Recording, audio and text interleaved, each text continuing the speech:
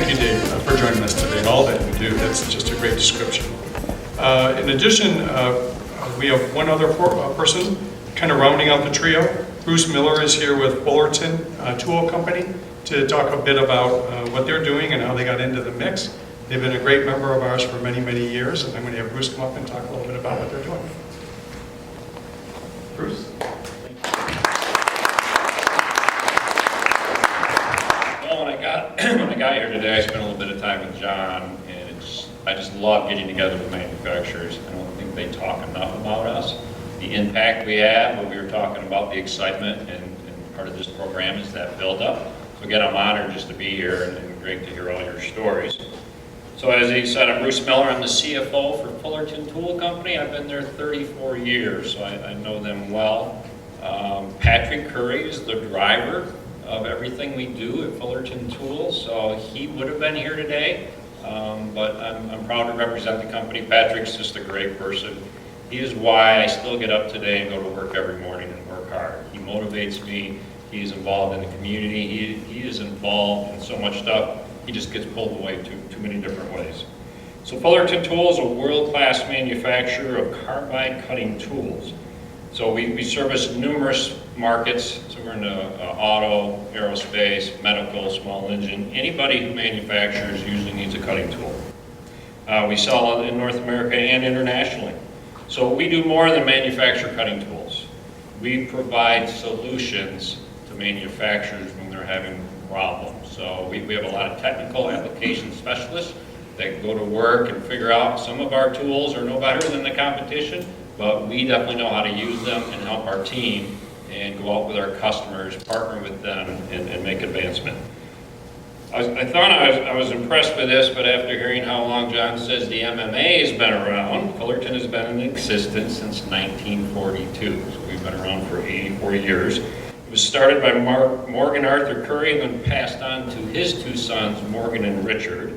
And then today, in 2018, it was taken over by Patrick and Matthew Curry, their sons, to run the business.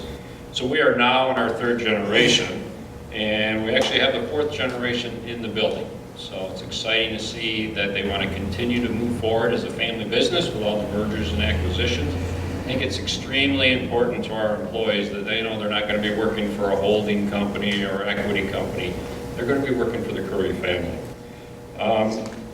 The odds to get to that next generation is not easy. It's a lot of hard work, and so it tells me that we must be doing something right to continue to move on generation to generation. And the exciting thing that's happening now is we've been around for 84 years. We're already talking about our 100-year anniversary, which tells me that these owners are vested. They want to get it on to the next generation. And so again, I think 100 years would be fabulous. I probably won't be there. I may come visit them, but hopefully I still won't be working there. I'll be retired. So our mission at Fullerton Tool is to provide fast and innovative solutions. Our vision is to make a positive difference, and what we mean by that is that we make a positive difference at work, we make a positive difference in the community, we make a positive difference at home. So it's just a great mantra that we say all the time, is that make that positive difference. At Fullerton Tool, our commitment to community involvement begins with our vision and our core values known as the 5 Ps, which guide our interactions both within our company and with broader community. These values are as integral to our operations as the high quality tools we manufacture, emphasizing the importance of giving back to the communities that have supported our growth for decades. I'm honored and humbled to announce that Fullerton Tool Company has been named a finalist in the Michigan Manufacturers Association 2024 Manufacturing Excellence Awards for Community Impact. Being recognized by the MMA for the 2024 award means a lot to Fullerton Tool because it reflects the unwavering dedication of our leadership team and employees to serving others and strengthening our community. Being a manufacturer in Michigan means we are part of a large community that employs thousands of people that allows us to be able to support our communities. Fullerton is so committed to our community that 18 months ago, we hired an HR and project coordinator who's with me today, Amy Cole, because Patrick can only do so much. And so for a company to go, you know what, we're going to go out and find someone, and they're going to focus on this community involvement, talent search, everything involved with that. So I think that's just a great commitment by Fullerton Tool. Amy just continues to expand our community involvement, and I must say that she carries the Fullerton banner loud and proud. She's proud of what she does and very good at what she does. And if you ever get a chance to see her, you'll be talking Fullerton Tool Company. So I would like to thank the MMA for this nomination and the entire Fullerton team, but specifically Patrick Curry and Amy Cole for their dedication and tireless work in the community. Thank you.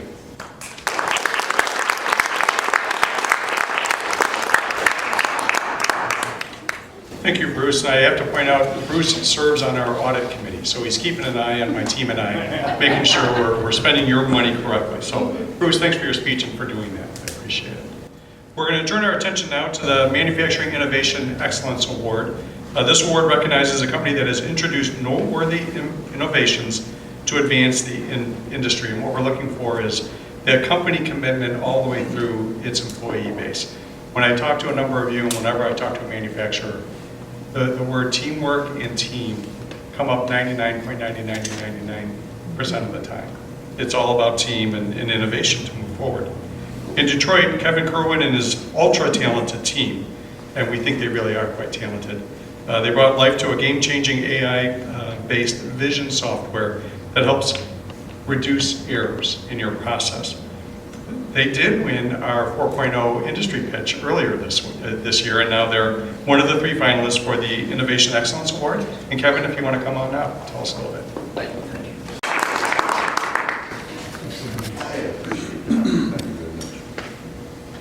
Good afternoon, everybody, or good morning.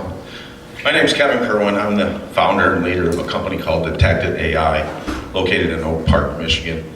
We're a software platform that brings the power of artificial intelligence to the engineering community, getting away from Amazon and Google and the big giants out there and getting it out of the hands of the coders who are really the only people who could take advantage of this technology and presenting it to the engineering community in the form of an engineering tool that they can use to solve quality and assembly related processes that basically were previously not solvable other than fully automating the process. And I know that we're here to 122 years, I love it. But today's a special day for us at Detected too, because today is our 4th anniversary. We were incorporated on 10/10, year 20, and looking forward to many, many more, and we're growing well. Our technology is being adopted by most of the, primarily automotive, but again, not always automotive, in capacities to help people, right? If you have the budget, you can automate everything, but nobody has the budget to automate everything. There's always going to be people in the loop. And what can we do to help the people not make mistakes? Nobody likes to make a mistake assembling something wrong, doing something wrong procedurally. We don't intend to, we don't like to. Nobody likes it when we do, but we do. And we're always going to have people. So in my walk of life, I was an automation engineer for my whole life. My dad was one and turned me into one, and I automated people out of jobs. But I continually saw that we always still have people, and when we have them, what can we do to help them? This technology with a simple camera at every station can ensure that the operators assemble the part right the first time, every time. No faults can go forward. You can't even maliciously assemble the parts wrong. And then conversely, we can take our technology and turn it into a work instruction system that at the same time tells the operator what to do and won't give them the next step until they see the prior step done properly. So today we have a problem with high worker churn, can't get the same people twice, and training's never what everyone would like it to be. You don't really need to worry about it anymore. Hire the person in, go to line 2, station 6, it will tell you what to do, and it will teach you how to do it. And eventually people, they have earbuds in, they're talking to their wife, their kids, they're talking to the Susie next to them and Peter over there, but they're not engaged entirely in what they're doing. And when they make that mistake, it catches them. Hey, you missed that, you missed it. Oh, hold on, let me fix that. So if we can get to the point where we can use this technology to help people not make mistakes, The only thing left that we need to automate is stuff that's too dangerous for us or too heavy. Otherwise, humans are the best assemblers, the most dexterous robots. It's just we made mistakes. Our technology can catch that mistake and train your employees and helps them. We actually have UAW lines in plants requesting detected. When are we getting detected on our line? They got detected on their line, and when are we getting it on our line? And it's because they want the help. The operators don't want to screw up. They don't want somebody harping at them. So give me something that watches over me, make sure I don't mess it up. It's kind of like Rosie the robot on the Jetsons, right? She's there to help you, right? Help you with higher level tasks. She's not replacing you. That's what we intended. That was my vision. And so today I stand before you with goosebumps on my arm, being nominated for an Innovation Excellence Award in manufacturing, because that's exactly what I intended to do with bringing this technology to the masses, to the engineers so they can use it. Get it out of Google's hands, get it out of the coder guy's hands or gal. They'll be typing for the rest of their life and never finish the thing on time. So the point is, engineers are used to doing jobs, getting it done on time. And to have the MMA, Michigan Manufacturing Association, not the wrestling committee, but recognize us, they are the largest, most prestigious manufacturing organization in all of the land, not just Michigan. Michigan leads us in manufacturing, and he leads the largest organization, and they found us, this little 11-person company in Oak Park, Michigan, that's trying to change the world. And so I appreciate that to no end, and can't thank you enough. Now, I do want to end on one note. We all talk about Michigan and manufacturing, and everybody out there knows us for manufacturing, no question. Everybody outside of Michigan knows us for manufacturing. But most of us forgot something. We were not always known for manufacturing. We were first known for innovation in manufacturing. Henry Ford, the man who invented the innovative assembly line that changed the world. Then we go on to World War II. We saved the world with the arsenal of democracy. We were innovative enough to stop building cars and trucks and start building tanks and planes. No one else in the country saved the rest of the world, but we did. And the third innovation nobody really thinks about is all of Industry 3.0, which is what I grew up in, was invented in Detroit. The original machine tool builders of the 60s were the original ones, along with General Motors, speccing out a programmable modular controller in 1968.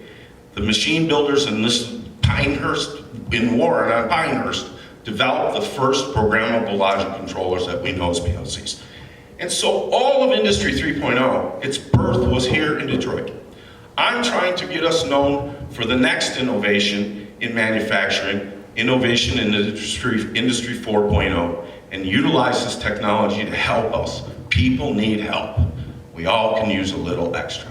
And on that note, I'll just thank God, my mom and dad, my employees that put up with me, all of you for having to listen to me, and Tom for getting me up here. Thank you.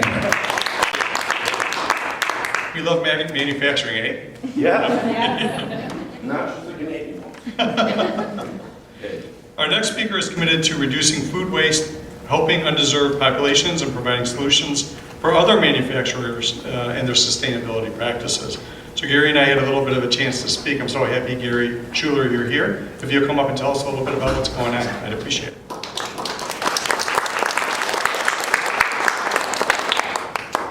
Oh, he's got props.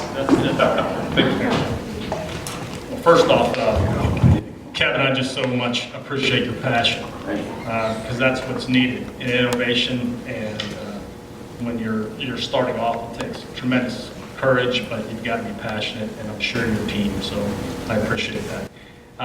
Good morning, everyone. My name is Gary Schuler. I'm the president and founder of GTF Technologies, located in Grand Rapids, Michigan. I want to thank the Michigan Manufacturing Association for selecting GTF Technologies as a finalist in the Innovation Excellence Award. I also want to thank Carol Distel from West Michigan Works for nominating GTF Technologies for this award, and we just appreciate you, Carol, and all the work you're doing. I'd like to take a few moments to tell you a little bit about what GTF Technologies does, but more importantly, the why. So what we do is we design and manufacture a very unique food drying technology. We can take a fruit, vegetable, other plant material and turn it into a powder in less than 1 second without the use of heat. So why that's important is your traditional food drying technologies you've heard of, like spray drying or drum drying or some, let's say freeze drying, can take up to 25 hours, 30 hours to dry, and we're doing that in less than a second. And the way that we're doing that, we retain more of the nutrients out of the material, better color, and at a much, much lower cost in a much more environmentally friendly way. So that's all great. But unless you can help companies make money or save money, your technology, nobody really cares. So you really have to focus in on what those companies' problems are. And in the food industry, for like the juicing companies, brewing industry, or food production, do you realize that 30 to 60% of the raw material is wasted? So you think about the orange juice you drank this morning. What happened to the peels? Cranberry juice. What happened to the pulp? So what we're seeing is that there's a huge problem with some of the companies. They're looking at not as their waste, but it's really an asset. And what is also one of the concerns is in the farming industry. So up to 60% of what is produced in the field, whether it's misfit fruit or vegetables, doesn't go to the retailer, it gets wasted. I think worldwide about 1/3 of all the fruits and vegetables grown is wasted. So the problem that companies have is that, what am I going to do with all this waste? Bringing it home to Michigan, would you realize that almost 40% of last year's apple crop went to waste? And the reason being is we had a great harvest. There was an oversupply of apples. And the reality is apples rot, right? We've all experienced that when you clean out your refrigerator. If there's a way, imagine if we can stop the rot. In other words, if we can actually turn that into a powder, that is an opportunity for a company to then create a new revenue stream. So an apple powder, there's actually a market for apple powder. A lot of that is being brought in from overseas. You all may have had an apple pie from a certain fast food restaurant. What's not in that apple pie is apple flour. And yet that is an asset that's waiting for maybe some of these companies. What if these side streams can be then recirculated as also bioplastic or disaster relief? So at GTF Technologies, we're working with some of the larger food producers and processors in the world to create new products from their bioproducts. Since Michigan is known for beer processing, let's use beer as an example. Let me ask you a question. For every 6-pack of beer, do you know how much waste is produced? About a pound of waste. So there's over 10,000 brewing operations around the world. In Grand Rapids alone, or West Michigan, I think the number is between about 20 and 30. Just one of the larger brewing operations over there creates about 1 million pounds of waste a week. Now, this is actually some of that flour. It has 31% protein, 4 more times fiber than wheat flour. It's a keto diet dream. And yet, what we're seeing is that if we can turn that into a new food product. So there's some cookies over by the coffee station that were made by Arnie's Bakery over in West Michigan. And you can imagine is that we're also, for every 1 million pounds of waste, which is every week, we can make about 200,000 pounds of this flour, enough to make 600 loaves of bread. I think there's a lot of need out there in the world, which I'll talk about in just a second. But also what we're excited about is the way that we are drying. We can actually, because we're not using heat as a source to dry, we can take it to less than 2% moisture.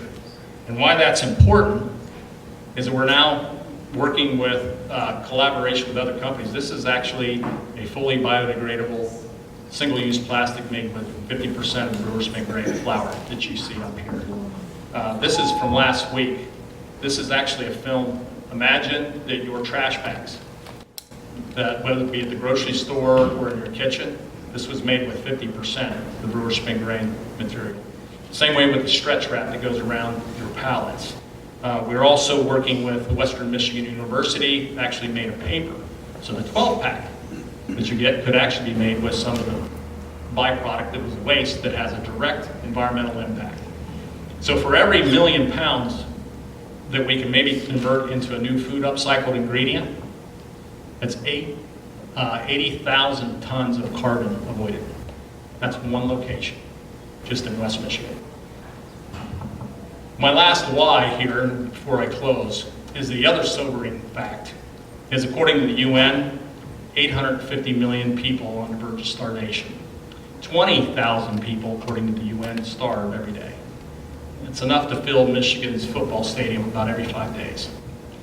And yet, we can feed them all today, just on the waste from the brewing industry. I'm not talking about all the food programs or other food waste out there. So in closing, our goal is we are collaborating, manufacturing here in Michigan to deploy these systems around the world. And our hope is to help solve the business problem for these food manufacturers and brewing operations by helping them make money or save money. Has a direct environmental impact on reducing carbon, as well as our BHAG, as we call it. We think we can help feed 1 billion people in the next 5 years. All with the help and support of the Michigan Manufacturers Association, our collaborative partners here in Michigan, and we're just honored and grateful that we're here today, so thank you very much.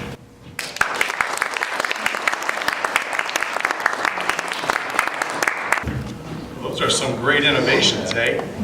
We have one more finalist that couldn't join us today, but it's a longtime member, Avalon and Tahoe, a very well-known manufacturer of boats. They created the very first carbon fiber pontoon boat. So we'll hear a little bit more about them on November 6th. We'll turn to another category, our Sustainability Award, and here you kind of led right into that. You have the Innovation nomination, but our next category is for Sustainability. We have other companies that really focus on that, and one of the things that we'll be doing in our communications with the public in the next year is talking about sustainability and the improvements that our members are making, not just in their business, but for their employees, their communities, for the world. So we want to highlight sustainability because it's a big part of what we already do, but we often don't get credit for it. It's really an important part. So we're going to talk about a few folks here. We've got from Dunamis Charge. They're not only developing solutions for EV charging, but they're also trying to create a sustainability culture in their business with a great deal of focus. And Kamathi Booth has joined us today to talk a little bit about that culture and what they're doing. Kamathi?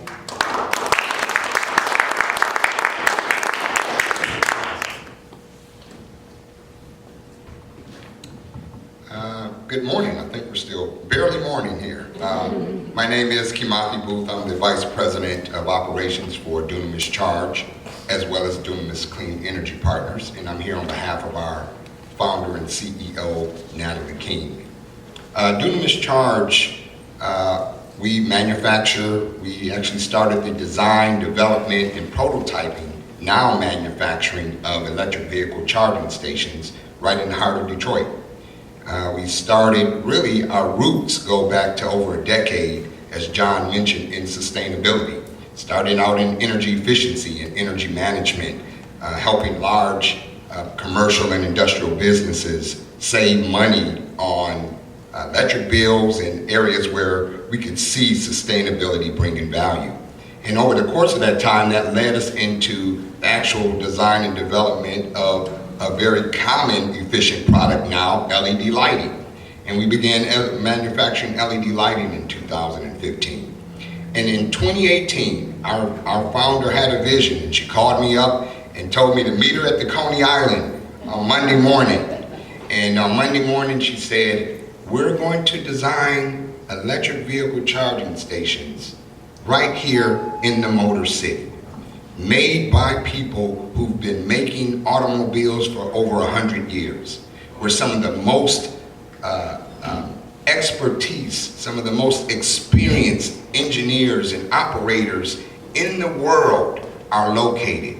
And that gave us confidence to open a manufacturing facility here, starting back in 2019, right before COVID hit, and right before all of the turmoils of supply chain, really looking and focused from the very beginning of our design and how do we source as locally as possible for the manufacturing of these goods. So to date, our products are anywhere from 55 to 65% locally sourced and many of those are right here in Michigan. Our board manufacturer right here in Michigan.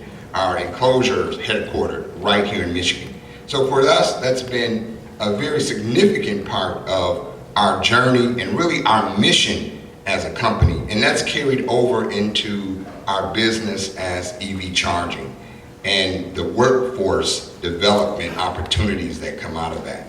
Because part of sustainability, we feel, and have really hung our hat on for the last 10 years, is that sustainability not centered in equity is simply sustaining inequity. So for us, sustainability and working with the communities, whether they're within 3 miles of our plant in the city of Detroit, whether they're a rural community that is miles away from any of the other traditional city services, we see commonality in that, and we see an opportunity where sustainability can really be more than just about what we think in terms of trees and the environment, but how are we living sustainably and how are we interacting sustainably? How are we growing our business sustainably? How are we growing the industry sustainably? So we just want to thank the Michigan Manufacturing Association. We're truly honored and humbled to receive this type of recognition and be one of the finalists in the first ever Sustainability Award. So we thank the association for that. We want to thank our team, of course, and really everyone involved in this space. We're so encouraged by being a part of a magnificent peer group like this from innovators and longtime manufacturers who develop processes that we lean on now and that we try to develop and take to the next generation. For us, employment isn't just about those current employees coming in with good, clean tech paying jobs, but it's about the next generation and opportunities for the next generations that we can spur. So thank you again. Thank you all for guiding and leading this industry, and we're just really, again, grateful to be a part of it.